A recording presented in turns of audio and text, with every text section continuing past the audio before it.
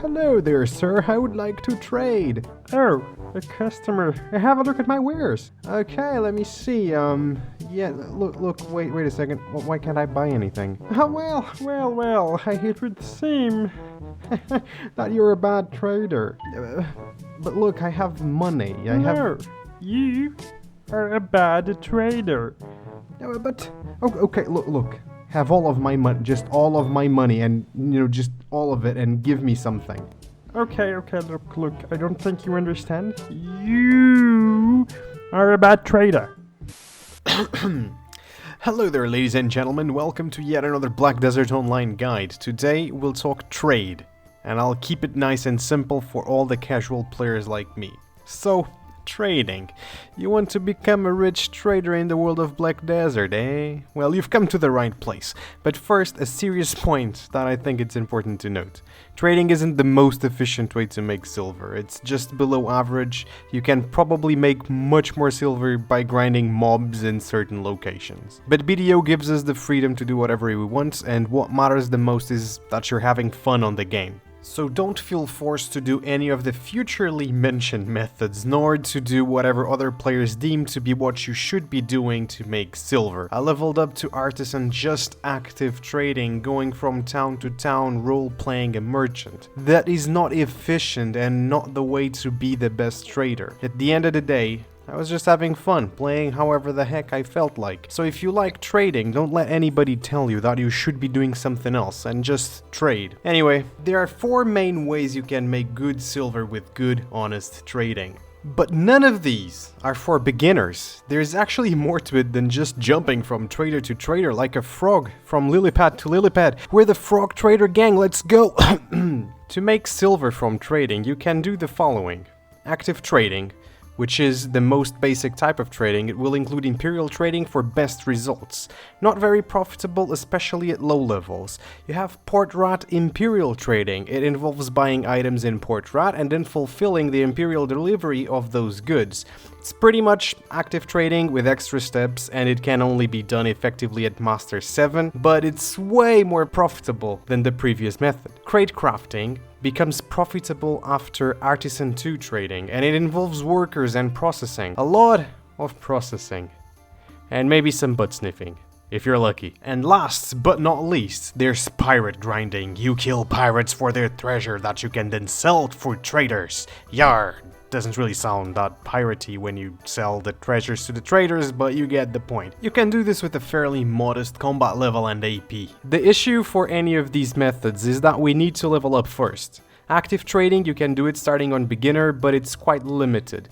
However, as you level your trading skill, you'll open up more and more trade goods, and you'll be able to do some imperial trading within the mainland. This is because each trade good has this skill requirement for you to buy it. And a tip here, you can consume the trade good to gain knowledge about it and a permanent discount on that item. This is a quality tip right here, and it'll save you quite a bit of silver on the long term.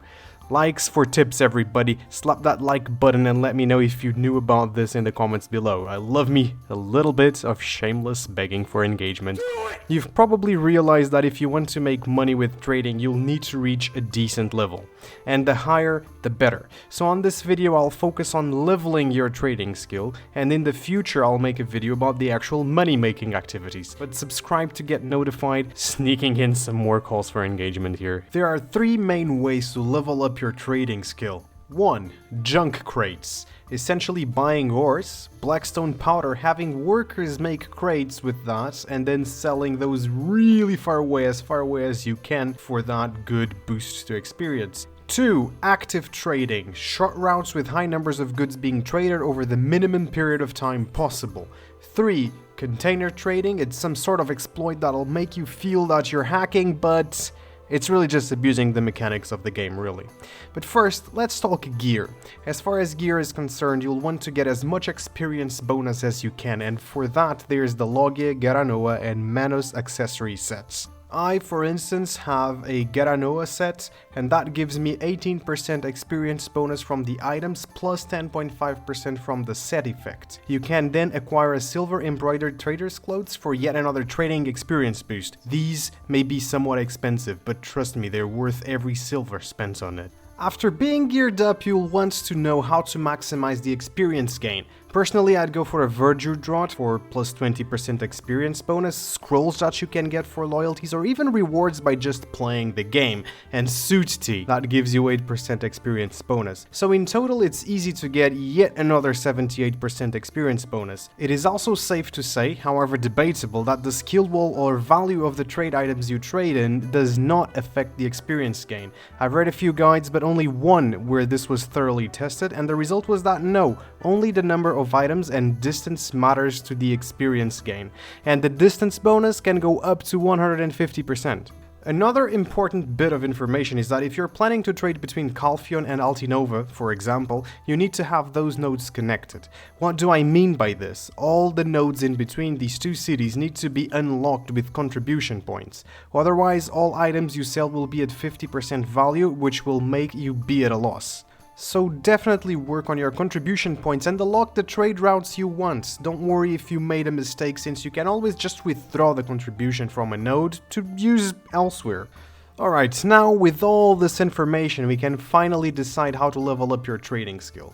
This will depend on the time and access you have to your computer, and for any of these methods you'll need to have BDO running. Let's talk a bit about junk crates. Junk crates are material crates crafted with raw or in-processed resources. This is the most hands-off way to level up your trading skill, and on top of that you'll be able to be AFK fishing, looking at the sunset and, well, probably working, taking a dump, watching a movie, whatever. The idea here is that you'll have your workers make crates for you and you'll then trade these in. Remember, as far away as possible, for example from Trent all the way to Arehaza. Yup, it's quite the ride, but distance gives you more experience. Plus, there's no need to take the trip every single day. And this is because it doesn't matter how much weight you put on your horse, it will still run, just won't be able to sprint. So if you have 1,000 crates, put them on your horse, and off you go on your merry way. Your next question might be, well, that's all nice and tidy, but how do I actually get any workers making crates? This is fairly simple, and I'll make a quick example from Velia. You'd have to go to the worker manager and hire a worker. If it says you don't have enough lodging, then you'll need to purchase a house in town as lodging to accommodate your worker. After this, purchase a house with a mineral bench or a woodwork bench. In each of these, you'll see what can be crafted there by your workers and the ingredients necessary. The blackstone powder is quite hard to come by, so I'd suggest buying it from the central market, and the other ingredients you can either get more workers, invest in nodes that have those resources and have these workers gather those resources, or you can just buy the raw materials from the central market. This second way is way faster to get working and way faster to level up. It'll be a net loss, but consider it an investment for the future. For the best results, I'd suggest doing this on a town that has both a mineral workbench, wood workbench, or more than one of each, so you can make as many crates as possible. You can also do it from multiple cities, of course, but keep in mind that the further you trade them to, the higher the experience bonus. So for starters, I would do Calphion Altinova, but in the future, you can even go all the way to Arehaza if you have all of the nodes unlocked. Also note that this method is good at generating trade items while you're AFK or doing other tasks, but it's probably the slowest way of the three I'm presenting today at leveling your trading skill. It's more for people who want to level up their trading, but don't really want to sink a lot of time into the grind. Now it is time for active trading. For active trading, you will need a wagon. If you have some money to spend, get a nice merchant wagon or even a noble wagon and then pimp it with the best accessories you can. You'll need a lot of weight limit to carry as much as possible, so pay close attention to the emblem. This adds weight limit to your wagon.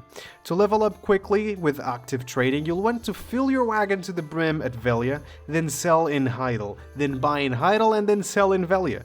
Then just hop channels and repeat the process. Why?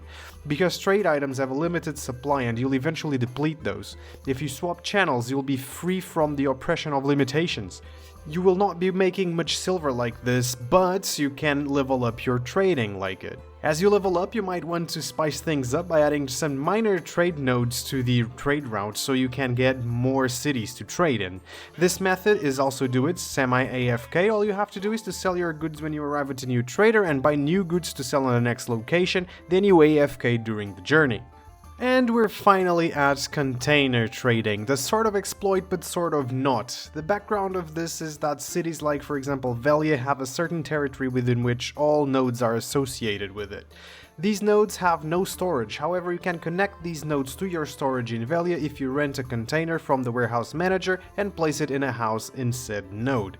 As such, if you're able to get a house on the node with a trade manager like, let's say, Tuscany Farm, you can then place the container you rented at Velia there, and you'll be able to pick up items in Tuscany Farm from your storage in Velia. This, as you might imagine, is ridiculously broken, because you're then able to stock up on items from the trade manager at Velia, roll with Q plus W, to the warehouse manager, deposit all the items, repeat until your storage is full, run to Tuscany Farm and sell all the trade goods to the trade manager there. The only issue is getting all the warehouse space to make this worth it. If you're not using any workers in Velia, you can pick up the storage space on all houses in Velia and you should be able to get this done. Players usually do this in Velia with Tuscany Farm and in Heidel with Lynch Ranch. The only catch here is that you need at least 500 meters away from the trade manager where the goods originated to not get the proximity debuff. Hence, why players using this method usually use these two specific locations. Needless to say, this method is fully active and it's impossible to AFK it, though it is by far the best way to farm trading experience in Black Desert Online, and it allows you to level up extremely quickly. So if you really want those gains really nice and quick, this is the way you'll do it. Now you know the main ways through which players level up their trade skill, but how do you actually make money with trading? I'll produce a video on it soon, so stay tuned and subscribe. Begging for those subs. Yes, please, yes, and thank you. Anyway, ladies and gents, beware of the olive oil. Do be good to your pet codfish, and don't forget to order some pastéis de Belém. Oh, and of course, Portugal, caralho.